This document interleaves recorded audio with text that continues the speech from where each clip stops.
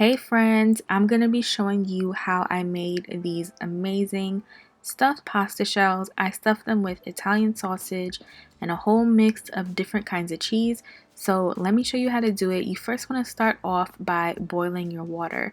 And once your water is boiled, you have to make sure that you salt. Please salt your pasta water. I heard that they say that your pasta water should taste like the sea. I don't know about all that, but make sure you add at least a couple of teaspoons of salt into that water. Then drop in your jumbo shells. I used about half of the box, and the box was 12 ounces. So let's say around 6 ounces of pasta. And you want to make sure that you cook your pasta al dente. And that means that you want to leave a little bite to it, especially because we're going to be baking this too, and you don't want your shells to be mushy. Now I'm just sauteing some onions and some garlic, and to that I'm going to add some really good sweet Italian sausage. I'm going to start breaking that sausage apart with my tongs just to make it easier to stuff it into the shells.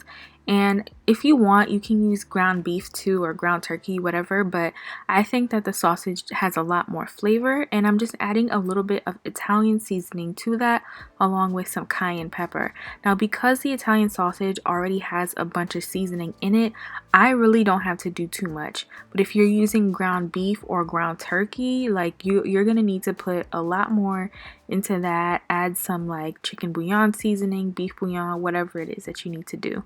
So I just put some ricotta cheese into a bowl, and to that I'm going to be adding in some parsley and some black pepper. Now I know that some of y'all are ricotta cheese haters, and I think that the number one reason for that is that y'all don't season it. So I added in some garlic powder, and I'm going to start adding in my other cheeses, which are Parmesan and mozzarella.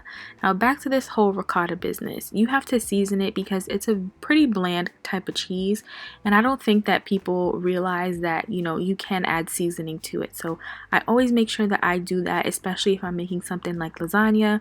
Season your ricotta cheese.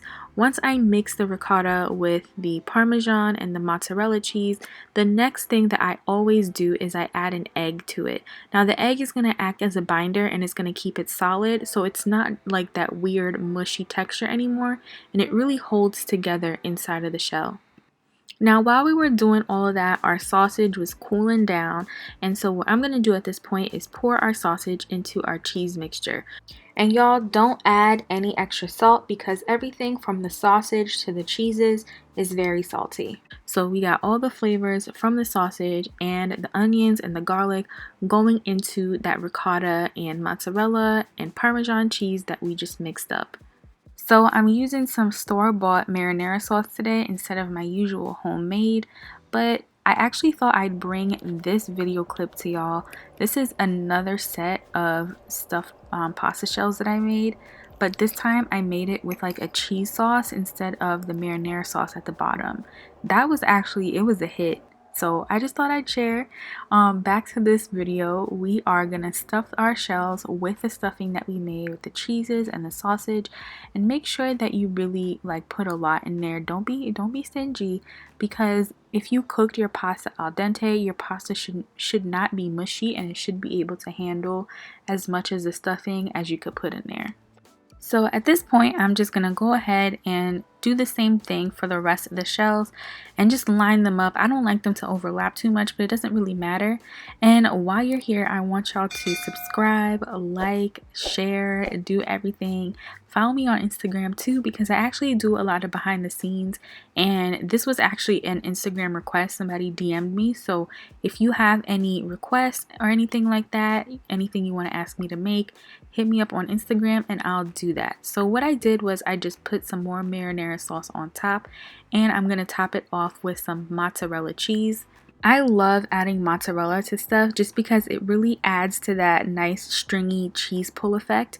I added some Parmesan cheese on top of that, and it's gonna be so, like, I'm already excited looking at this. I already ate it, I already know what it tastes like, but like doing voiceovers afterwards is such torture because like the food already gone and I'm over here like recording the voiceover for the video. So I popped it in the oven for about half an hour at 400 degrees with the foil on, and once I popped it off, this is what it looked like. I sprinkled some parsley on top for some nice color. It'll be really good too if you had some basil. You can chop up some basil, like fresh basil, and put that on top of there. And once that's done, you are pretty much ready to serve. I'm going to show you how it looks when you look at that. See what I mean? That looks so good. I hope that you guys try this out. Thank you for watching.